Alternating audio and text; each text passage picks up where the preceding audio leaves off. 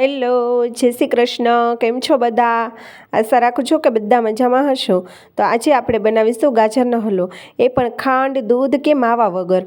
તો પણ એકદમ સરસ હેલ્ધી અને ટેસ્ટી બનશે.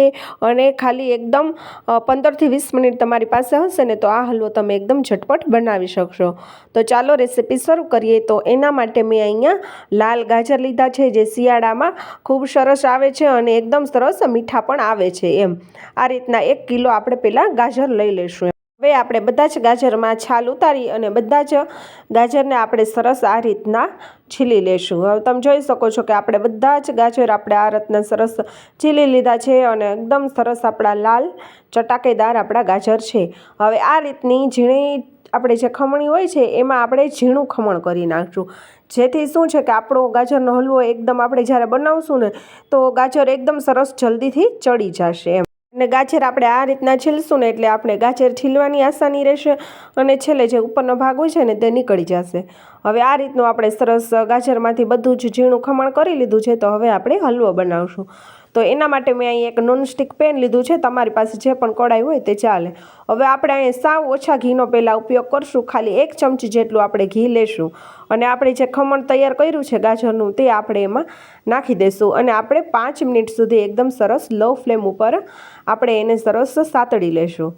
આ રીતના એકદમ સરસ તમે લો ફ્લેમ ઉપર ગાજરને આપણે સાતળતા જશું ને એટલે એકદમ ગાજરનો કલર પણ એકદમ ચેન્જ થવા લાગશે. આ રીતના તમે જોઈ શકો છો કે લાલમાંથી એકદમ સરસ ઓરેન્જ કલર આવી ગયો છે.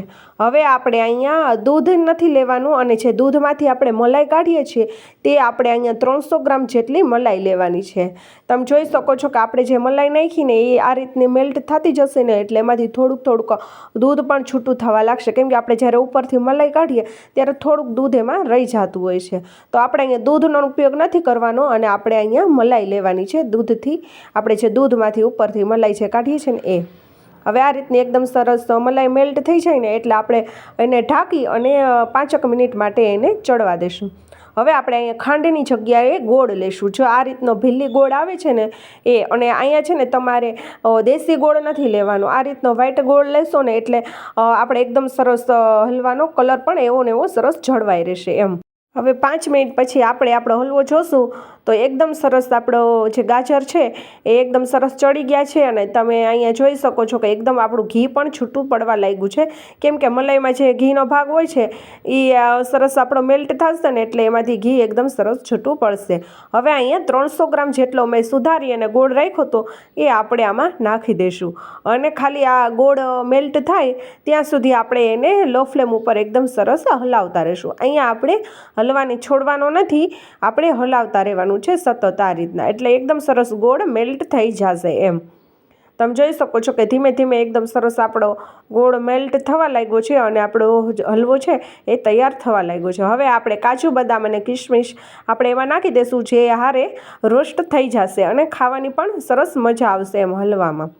હવે આ રીતનું તમે જોઈ શકો છો કે આપણો હલવો એકદમ સરસ તૈયાર થઈ ગયો છે અને એકદમ સરસ બધું જ ઘી છૂટું પડવા લાગ્યું છે. હવે તમે અહીંયા જોવો છો ને તો તમને જોતાં એવું લાગશે જ નહીં કે તમે આમાં હલવામાં ખાંડની જગ્યાએ ગોળ ઉમેર્યો છો. હવે તમે જોઈ શકો છો કે આપણો હલવો એકદમ સરસ આ રીતનો તૈયાર થઈ ગયો છે અને ઘી પણ એકદમ સરસ છૂટું પડી ગયું છે. તો હવે આપણે હલવાને આપણે પ્લેટમાં સર્વ કરી લઈશું આ રીતના. હવે આ રીતના આપણે હલવાને સર્વ કર્યા પછી આપણે ઉપરથી પિસ્તાની કતરણથી ગાર્નિશ કરશું અને તમે એલચી પાવડર પણ નાખી શકો, પણ અહીંયા મેં એલચી પાવડર સ્કીપ કર્યો છે. તો તૈયાર છે આપણો ગાજરનો હલવો, એકદમ ટેસ્ટી અને હેલ્ધી એવો. જો તમે આ રીતનો હલવો બનાવીને ઘરમાં ખવડાવશો ને તો કોઈને ખબર જ નહીં પડે કે તમે ખાંડની જગ્યાએ ગોળ નાખ્યો છે. હલવામાં જે માવાની જગ્યાએ મલાઈ નાખી છે એનાથી આપણે એકદમ સરસ માવામાં દાણેદાર ટેક્સચર આવશે અને માવાની જરૂર પણ નહીં પડે. અને આ રીતનો જો તમે હલવો ઘરમાં બનાવશો ને તો જે કોઈને ડાયાબિટીસ હશે ને તો એ લોકો પણ આ હલવો ખાઈ શકશે. તો તમે પણ મારી આ રીતે એકવાર સુગર ફ્રી હલવો જરૂરથી ટ્રાય કરજો. જો તમને મારા રેસિપીના વિડીયો ગમતા હોય તો વિડીયોને એક લાઇક અને ચેનલને સબસ્ક્રાઈબ જરૂરથી કરજો.